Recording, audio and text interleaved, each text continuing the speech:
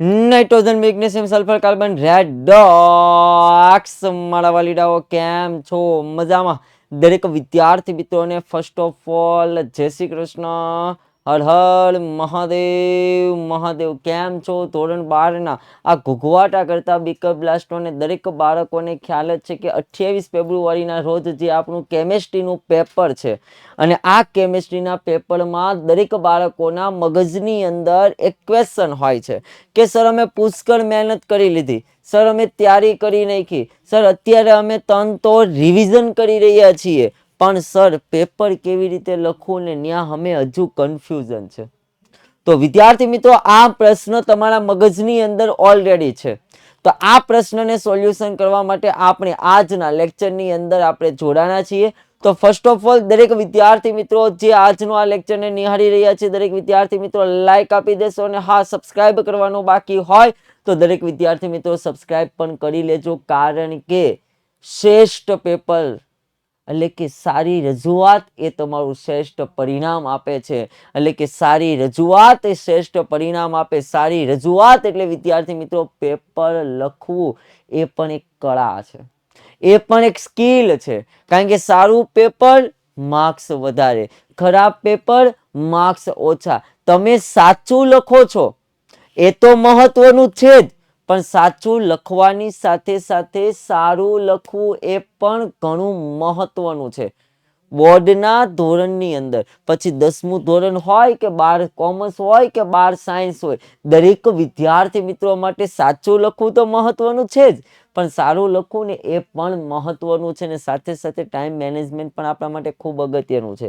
તો વિદ્યાર્થી મિત્રો આ આપણા માટે ખૂબ અગત્યનું છે. તો ખાસ કાળજી રાખજો ભાઈ, કેમેસ્ટ્રીનું જે પેપર છે ને એમાં શ્રેષ્ઠ સ્કોર લાવવા માટે આ 9 વર્ષથી જે શૈક્ષણિક ફિલ્ડની અંદર સંકળાયેલા છીએ, બોર્ડના પેપર ચેકિંગ કરવા માટે જઈએ છીએ, ત્યારે જે બાબતો અમને દેખાય છે ને આ બધોય નિચોડ આજે હું તમને આપું છું.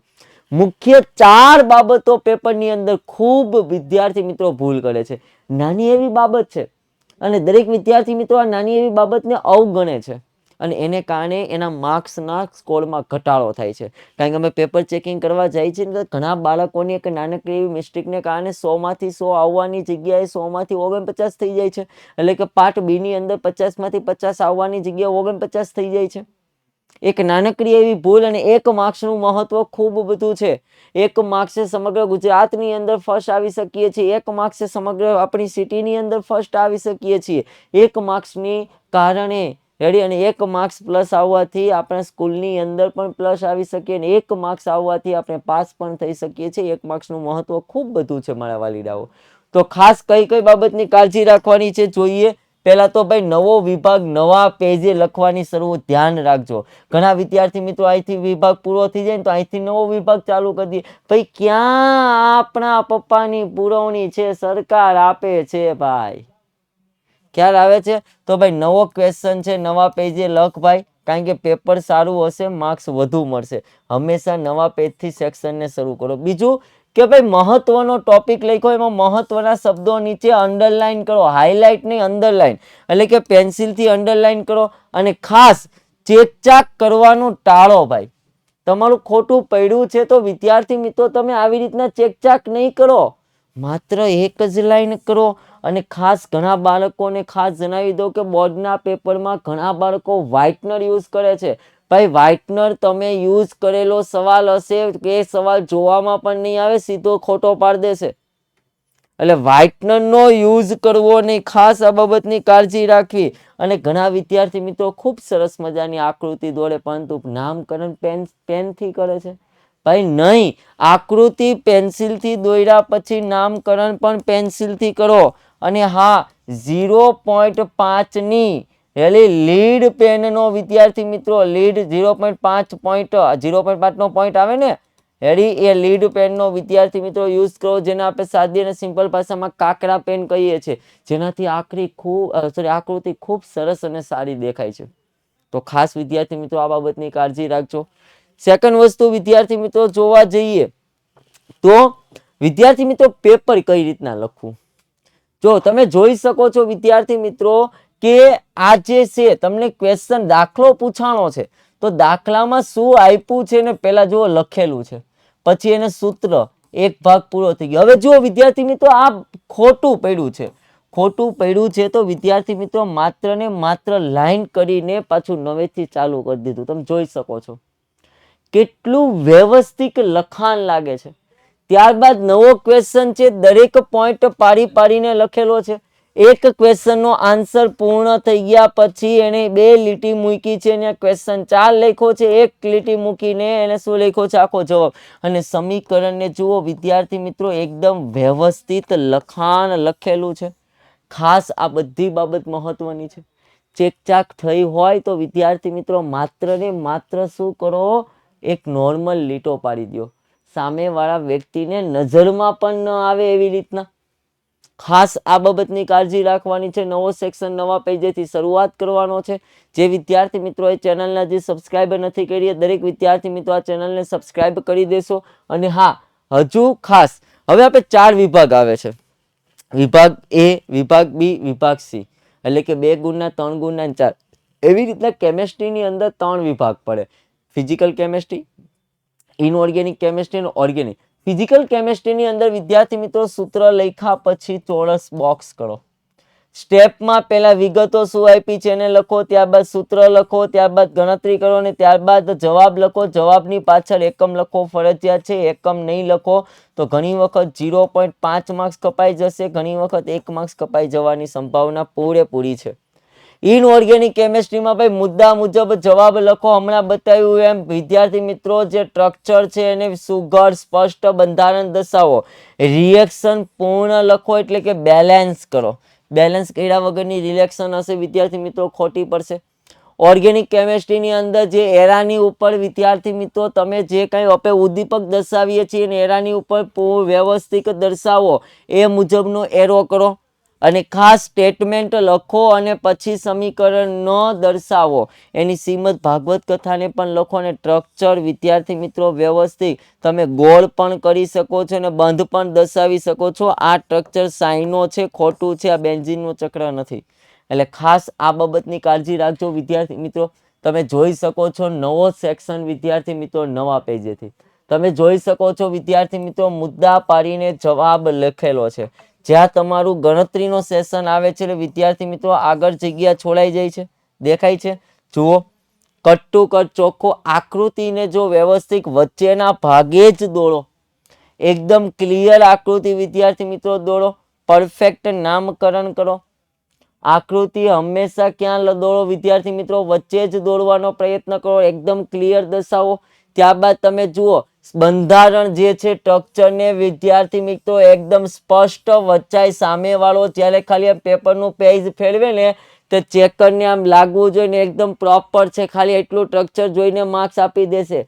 કટ ટુ કટ મુદ્દા તમે જોઈ શકો છો છે. એટલે મહત્વનું બંધારણ છે ને સીધું ક્યાં આપી દીધું? વચ્ચે હાઈલાઇટ. જુઓ એક એક બંધારણને સ્પષ્ટ રીતે દર્શાવેલું છે. એક બંધારણને વિદ્યાર્થી મિત્રો સ્પષ્ટ રીતે દર્શાવેલું છે. તો આ રીતના વિદ્યાર્થી મિત્રો તમારું પેપર હોવું જોઈએ.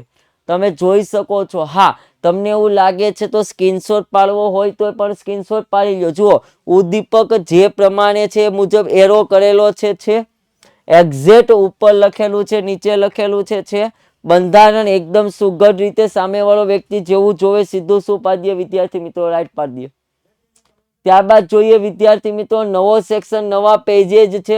હવે જુઓ ક્વેશ્ચન નંબર 22 લખતી વખતે એને શરૂઆતના આટલા ભાગની અંદર એને ખોટું પડ્યું તો આપણે તો ખબર પડતી પણ નથી. પડે છે. જુઓ નોર્મલ જ એને ચેકો પાડેલો છે. પછી એને સૂત્ર લખીને શું કર્યું વિદ્યાર્થી મિત્રો? આખો ક્વેશ્ચન એને ગણવાની શરૂઆત કરી. વિદ્યાર્થી મિત્રોની સૌથી મહત્વની ભૂલ શું છે? જો અહીંયા ભૂલ છે. આ બાળકો ભૂલ કરે છે.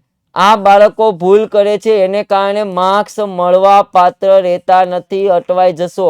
ખ્યાલ આવે છે? આવી ભૂલ નહીં કરો. ભૂલ પડે છે તો ભાઈ ચેકો પાડીને સાઈડ ઉપર લખો. આવી રીતના માથે ઘૂંટીને નહીં લખો. આવી રીતના માથે ઘૂંટીને લખશો એટલે પ્રોપર વિદ્યાર્થી મિત્રો આપણને સામેવાળા વ્યક્તિને એનો આંકડો મળતો નથી. એને કારણે તે શું પાડશે વિદ્યાર્થી મિત્રો? ખોટું. શું પાડશે? ખોટું. તો ભાઈ આ બાબતની ખાસ કાળજી રાખજો. હાંસિયામાં તમે જોયું હશે કંઈ પણ લખેલું નથી.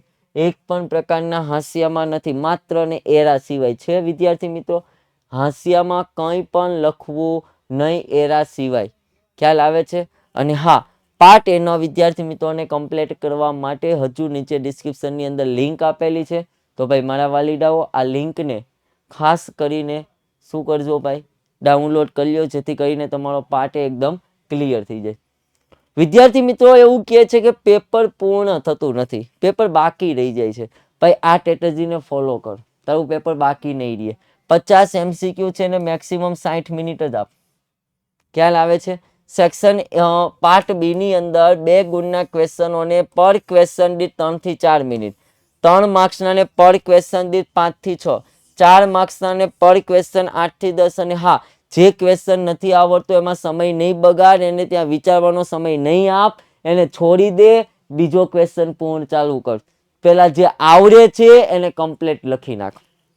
છેલ્લે તારો સમય વધે છે એમાં એ સવાલોને લખ. હજી સમય વધે છે ત્યાં શું કર, બધું પેપરને ખાસ એક વખત ચેક કર. કોઈ ફોર્મ્યુલા ખોટું નથી લખાઈ ગયું, ક્યાંય અંડરલાઈન કરવાનું બાકી છે, કે ભૂલ થઈ નથી, અને ભૂલ થઈ હોય તો તમે સુધારી શકો છો. તો ભાઈ ખાસ આ બાબતનું કાળજી, અને ઘડિયાળ સામે રાખીને પેપર લખો, સફળતા મળશે. ઘડિયાળ પાસે રાખજો. ખ્યાલ આવે છે? ઓકે. અને ખાસ તમે દરેક વિદ્યાર્થી મિત્રો એવું વિચારતા હોય કે ભાઈ વિદ્યાકુલ પરિવાર પણ અમારા શહેરની અંદર આવે, તો ભાઈ નીચે ડિસ્ક્રિપ્શનની અંદર લિંક આપેલી છે. તો ભાઈ તું એ લિંક ઉપર જા, હેડી અને ફોર્મ ભર. અમે તમારા શહેરમાં અચૂકપણે તમારી સાથે મુલાકાત કરીશું મારા વાલીડાઓ. ખાસ ભાઈ પેપરમાં થતી સામાન્ય ભૂલો, જો પ્રશ્નને બરાબર વાંચન કરો. બાળકો છે ને આ જ વસ્તુ નથી કરતા, અને એને કારણે એવડો મોટો માર ખાય છે. કારણ કે આપેલું છે ખોટું વિધાન લખીને આવે છે સાચું વિધાન પૂર્ણ આન્સર. ઘણી વખત એવું હોય કે ક્વેશ્ચન ની અંદર લખેલું હોય હેડી કે ભાઈ આકૃતિ દોરો, પણ છેલ્લે ક્વેશ્ચન વાંચ્યો જ નથી. અને આ છેલ્લે ક્વેશ્ચન ન વાંચવાને કારણે વિદ્યાર્થી મિત્રોને શું થાય છે, ન વાંચવાને કારણે વિદ્યાર્થી મિત્રો એવી ભૂલ કરે છે કે આકૃતિ દોરવાનું ભૂલી જાય છે. આકૃતિ દોરવાનું વિદ્યાર્થી મિત્રો ભૂલી જાય છે, એને કારણે માર્ક્સ કપાય છે. એટલે ભાઈ આખો આન્સર વાંચો અને આકૃતિ દોરવાની છે તો આકૃતિ દોરો. ત્યારબાદ ભાઈ આ અધૂરું સમીકરણ છે, એની ફોર્મ લખો ભાઈ. હંમેશા અવસ્થા એની દર્શાવો. વિદ્યાર્થી મિત્રોને પ્રશ્ન થાય સાહેબ અવસ્થા આવડતી નથી, જેની બાદ તત્વની બાહ્યતમ કક્ષામાં 1 2 3 ઇલેક્ટ્રોન હોય, ગુમાવતા હોય, એ બધા ધાતુ હોય. વાયુ ફોર્મમાં ધાતુ હંમેશા સોલિડ હોય.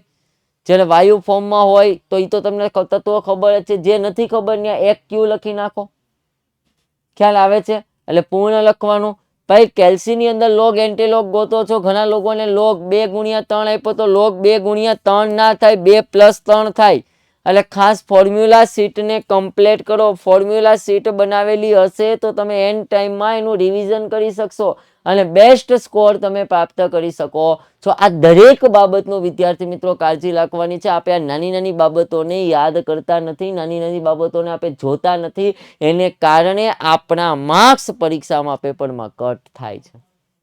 એ કટ ના થાય એટલે નાની નાની બાબતો મેં તમને અહીંયા બતાવેલી છે. તો દરેક વિદ્યાર્થી મિત્રો આ બાબતને ખાસ કાળજી લેશો. ઓકે, કારણ કે આ બાબતો બતાવવા માટે એટલે તો કહીએ છીએ કે અબ ગુજરાત કે હર બચ્ચો કે દિલ में रूल किसका, વિદ્યાકુલ કા. વિદ્યાર્થી મિત્રો તમને આ લેક્ચર મીન્સ કે આજનો આ સેશન તમને કેવો લાગ્યો અચૂકપણે નીચે કોમેન્ટમાં દર્શાવજો. કારણ કે તમારા પેપરમાં સ્કોર બેસ્ટ લાવવાની સંપૂર્ણ જવાબદારી અમારી પણ છે. ઓકે, ચાલો તો વિદ્યાર્થી મિત્રો મને વિશ્વાસ છે કે તમે આ કરી શકો છો, તમે બેસ્ટ સ્કોર લાવી શકો છો. તો વિદ્યાર્થી મિત્રો મળીએ છીએ આવી નેક્સ્ટ સ્ટ્રેટેજી સાથે. ત્યાં સુધી દરેક વિદ્યાર્થી મિત્રોને બાય બાય. જય શ્રી કૃષ્ણ, જય હિન્દ, જય ભારત, ભારત માતા કી જય. Bye bye.